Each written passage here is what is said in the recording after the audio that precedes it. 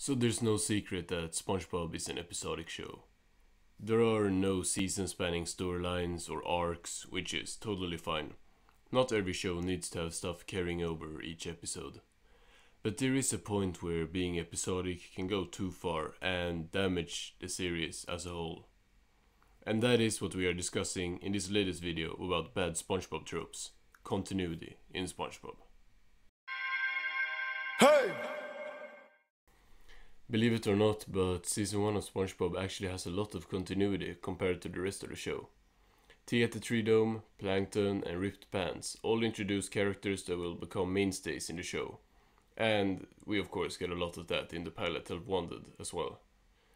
We get themes like jellyfishing, bubble blowing, and boarding school for the first time in different season 1 episodes, all of which will become staples in the show as the seasons go on. Then some things start to happen.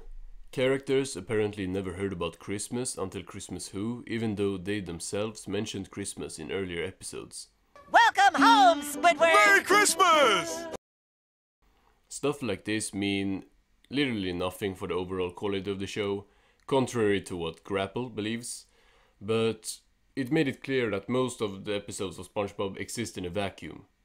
The status quo will always be there, so even if episodes end with the entirety of Bikini Bottom exploding, you will see SpongeBob go to work the next episode like nothing happened. New characters will appear in later episodes, making significant changes to the episode and sometimes shaking things up in a good way, but they will never stay.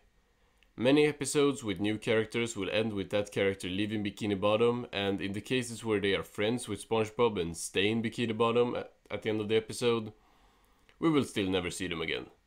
Or actually, we might see them in places that makes no sense whatsoever, because background character models are just kind of thrown all over scenes with little regard for if it makes sense for the character to be there or not. That's why Kelp City will share the same citizens as Bikini Bottom and even the same major, even if those two cities are supposed to be really far from each other. The reason I get a bit annoyed by this part of the show is that I, as a big SpongeBob fan, is kind of invested in the show's lore. Now this probably sounds very silly, but I really just like going around the SpongeBob wiki and looking for red threads. I think it might have to do with me also being a SpongeBob content creator. The thing is, when you watch the show as much as I watch SpongeBob, it is nice to feel a sense of reward. You know, like when you finally catch up with a long-running, ongoing show. But catching up with SpongeBob Season 13 at this point really gives you nothing, because the show is episodic to this ridiculous degree that you can watch the show backwards and it will make just as much sense. Trust me, I did just that. You could also watch Season 1 and then immediately watch the latest season, and while you probably will get depressed by the decrease in quality, it won't really matter because the show's world is so simple and static that no episodes are really important to other episodes past season 1. This is some of the charm of the show, of course. To know that SpongeBob will always be at the Krusty Krab making Krabby Patties and that Patrick will always be just under his rock is comforting. Quinton Reviews said something similar about Garfield and how his constant presence is calming in an ever-changing world, and I agree with that. I feel the same about SpongeBob. I guess the fact that the show will always be here doesn't mean that it always has to press the reset button though. Just having small stuff carry over, like items characters get in episodes, just being in the characters' houses in later episodes, would just be nice to see. Like whatever happened to that hydrodynamic spatula with steer and starboard attachments? Just something that rewards people for actually binging the show. And no, Lost and Found does not count, because pretty much every reference in that episode made no sense being in the Krusty Krab. But the fact that nothing carries over from episode to episode poses a bigger problem. The characters get very stale. In some examples, this is good. Like I said, it's nice to see that SpongeBob, you just know that he will always be a fry cook at the Krusty Krab. But calling back to my first video in this series, what about Plankton? Plankton has at this point been trying to steal the Krabby Patty secret formula for over 20 years, and it's just sad. It would be one thing if he only popped up every other season as an antagonist, but he has been fleshed out as a real and likable character. To see him trying over and over again is the opposite of SpongeBob working at the Krusty Krab still. It's depressing. New Leaf is one of the worst episodes just from a character perspective in this show, since it could have been honestly an S-tier episode that gave Plankton character development. If the episode would have continued like the first 10 minutes and have Plankton transition into a different line of work and becoming friends with Krabs once again after all these years, it could have been a legitimate good story, a great story. But of course, status quo. Plankton had to steal the formula and he had to fail because he and Krabs has to be enemies again by the next episode.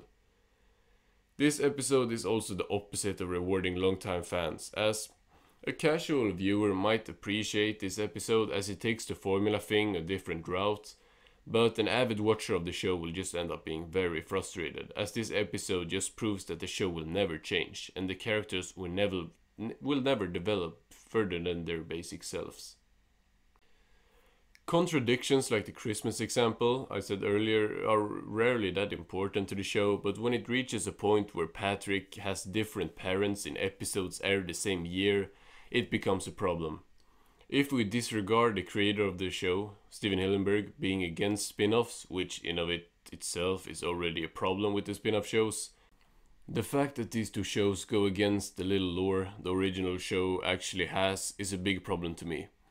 Cam Coral contradicted pretty much every first character interaction in the first season of SpongeBob, and while some people are okay with this all being explained by the whole Sandy time travel thing, then I have a question: what about the Patrick Star Show?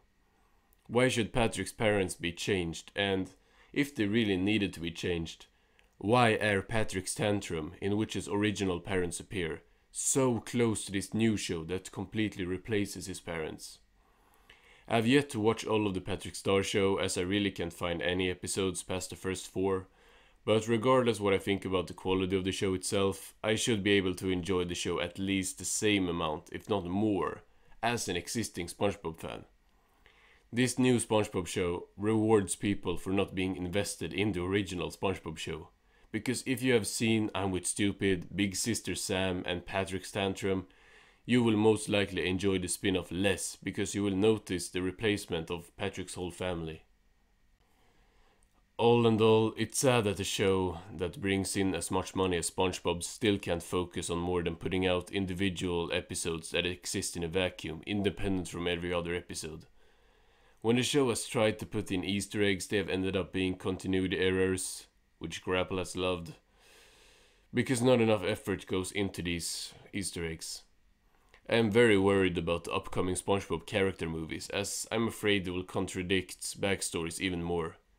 I made a video a while back about how I would make a Mr. Krabs spin-off that focused on his navy and pirate life, but if they make a movie about Krabs, they might just make the whole backstory non-canon by having him, I don't know, be a gold miner or something. I wouldn't be surprised. This trope with SpongeBob not caring about continuity is still very prominent in the later seasons and only gets worse with the more content put out for the show's universe. That's about it. Here's a little teaser for next week and I will see you next time. Thanks for watching.